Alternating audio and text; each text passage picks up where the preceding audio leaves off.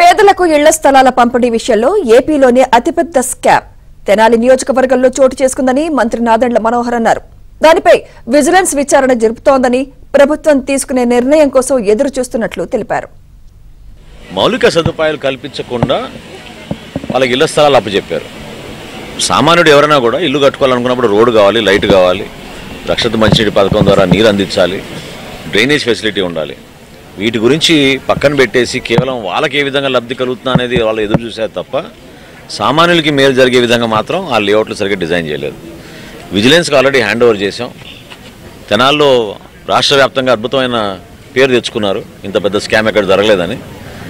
ఆ వివరాలన్నీ కూడా తహసీల్దార్ గారు, కలెక్టర్ గారు అందరూ కూడా దాంట్లో చెక్ చేస్తున్నారు. ఆ ఫైల్స్ అన్నీ కూడా విజిలెన్స్కి ఆల్రెడీ హ్యాండ్ ఓవర్ చేసాం కాబట్టి రాబోయే రోజుల్లో ప్రభుత్వం తీసుకున్న నిర్ణయాన్ని మనం వేచి చూద్దాం.